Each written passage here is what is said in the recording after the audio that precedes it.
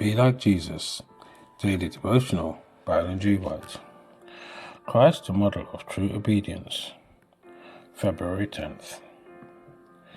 Know ye not that to whom ye yield yourselves servants to obey, servants ye are to whom ye obey, whether of sin unto death, or of obedience unto righteousness? Romans chapter 6, verse 16. Adam did not stop to calculate the results of his disobedience. With the aftersight we are privileged to have, we can see what it means to disobey God's commandments.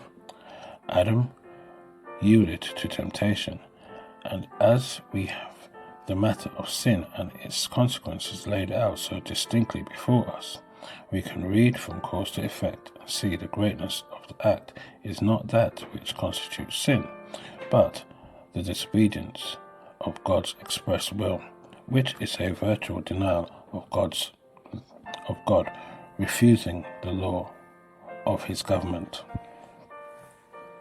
The happiness of men and women is in their obedience to the law of God. In their obedience to God's law, they are surrounded as with a hedge and kept from evil. They cannot be happy and depart from God's specific requirements and set up a standard of their own, which they decide they can safely follow. Then there would be a variety of standards to suit different minds, and the government would be taken out of the law's hands, and human beings would grasp the reins of the government.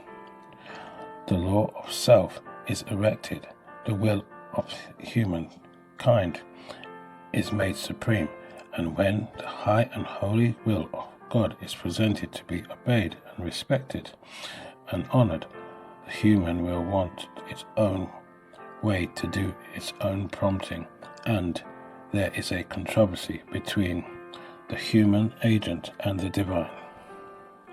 The fall of our first parents broke the golden chain of implicit obedience of the human will to the divine. Obedience has no longer been deemed an absolute necessity. The human agent follows their own imaginations, which the Lord said of the inhabitants of the old world were evil, and that continually. The Lord Jesus declared, I have kept my Father's commandments. How, as a man, lo, I come to do thy will, O God. To the accusations of the Jews he stood forth in his pure, virtuous, holy character and challenged them. Which of you convinceth me of sin? The only begotten Son of the infinite God has, by his words, his practical example, left us a plain pattern which we are to copy.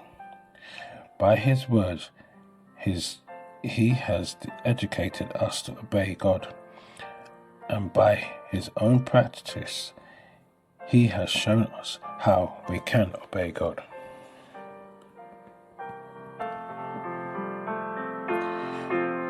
This is Daily Devotion.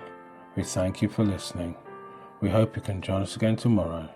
Please also check the YouTube comments for any further study notes.